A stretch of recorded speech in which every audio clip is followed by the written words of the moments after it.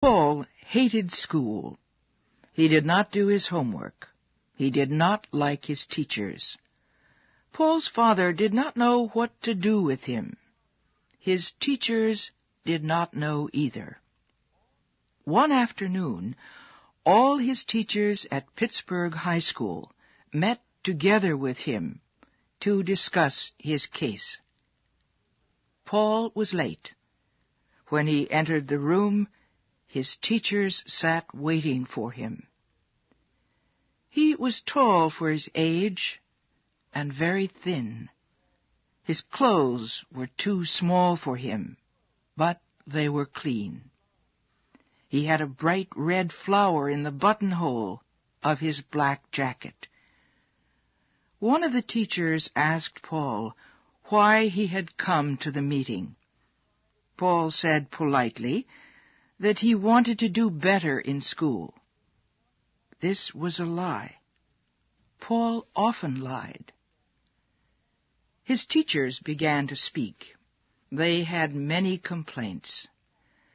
One said Paul talked to the other students instead of paying attention to the lessons. Another said Paul always sat in class with his hands covering his eyes. A third teacher said Paul looked out the window instead of looking at her. His teachers attacked him without mercy. Paul's eyebrows moved up and down as his teacher spoke. His smile never left his face, but his fingers shook as he touched the flower on his coat. At last the meeting was over. Paul's smile got even wider. He bowed gracefully and left the room. His teachers were angry and confused. The art teacher spoke for all of them when he said there was something about Paul that he didn't understand. "I don't think he really means to be bad," he said. "There's just something wrong with that boy." Then the art teacher remembered one warm afternoon when Paul had fallen asleep in his class. Paul's face was white with thin blue veins under the skin. The boy's face looked tired and lined, like an old man's. His eyebrows moved up and down, even in his sleep. After he left the meeting, Paul ran down the hill from the school, whistling. He was late for his job at the concert hall. Paul was an usher there. He showed people to their seats. He carried messages for them. He brought them their programs with a polite bow. Everyone thought he was a charming boy and the best usher at the hall.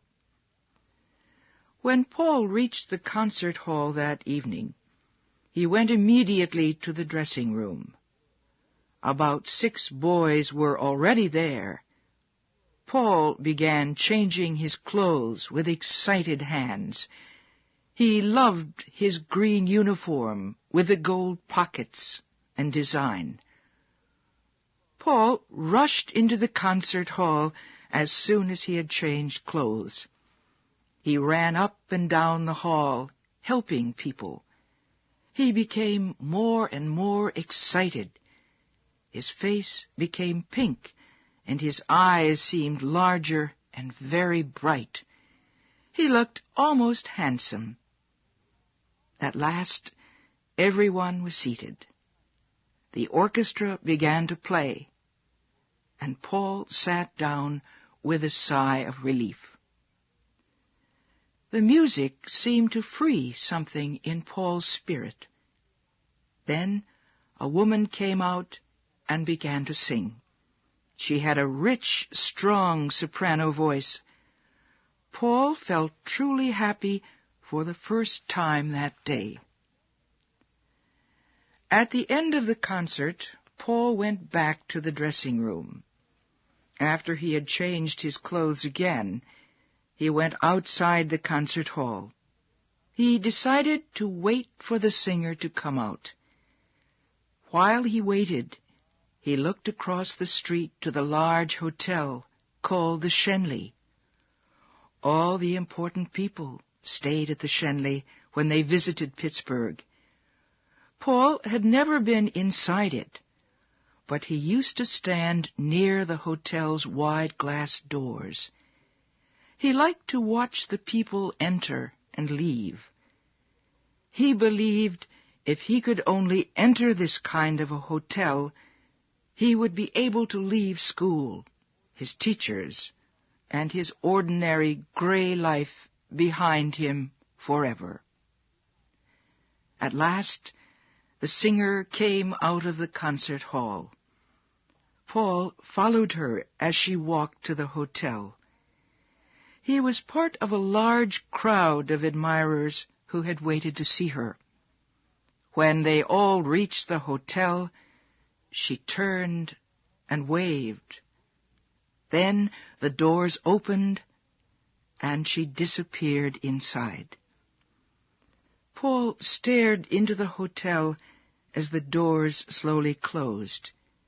He could feel the warm, sweet air inside, and for a moment he felt part of a golden world of sparkling lights and marble floors.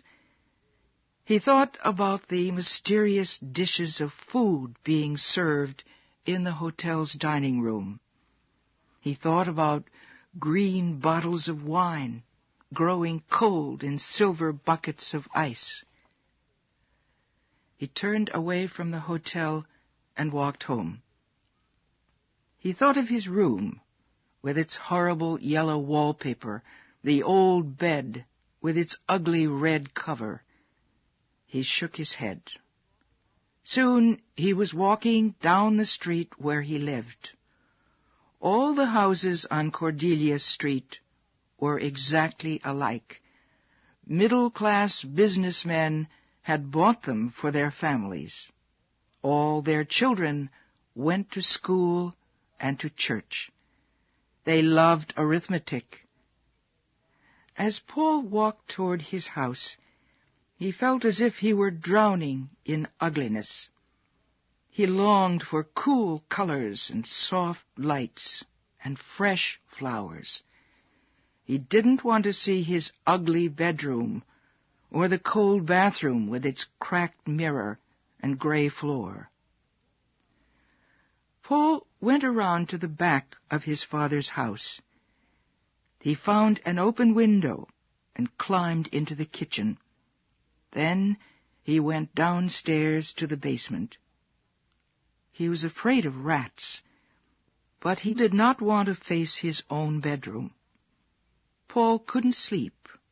He sat on the floor and stared into the darkness until morning came.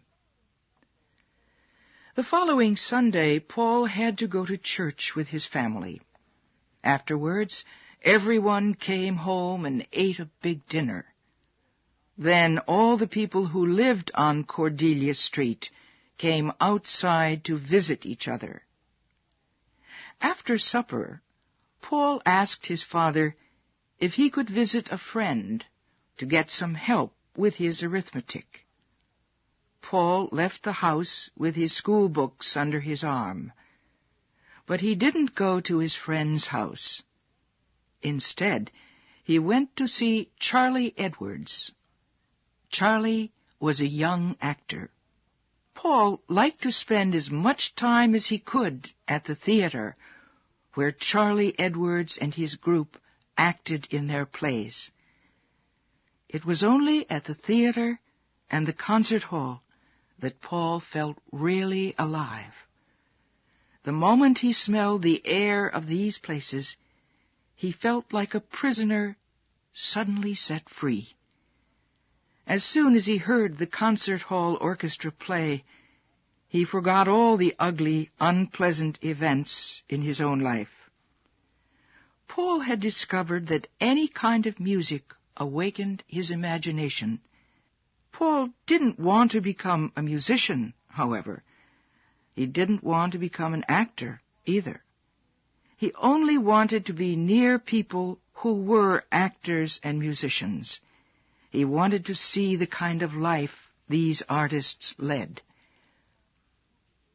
Paul found the schoolroom even worse after a night at the theater or the concert hall. He hated the school's bare floors and cracked walls.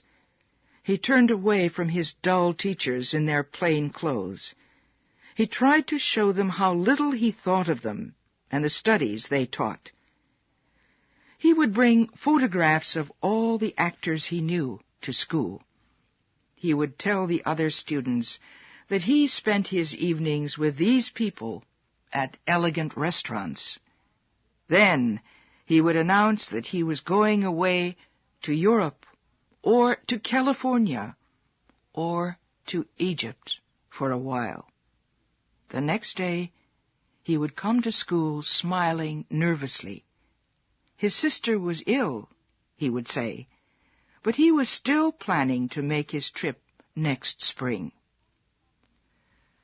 Paul's problems at school became worse. Even after the meeting with his teachers, things did not get better. He told them he had no time to study grammar and arithmetic. He told them he had to help the actors in the theater. They were old friends of his. Finally, his teachers went to Paul's father. He took Paul out of school and made him get a job. He told the manager at the concert hall that Paul could not work there any more. His father warned the doorman at the theater not to let Paul into the place.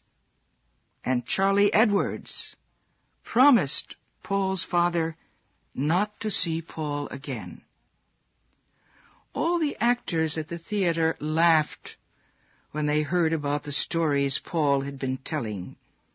The women thought it was funny that Paul had told people he took them out to nice restaurants and sent them flowers. They agreed with the teachers and with his father that Paul's was a bad case.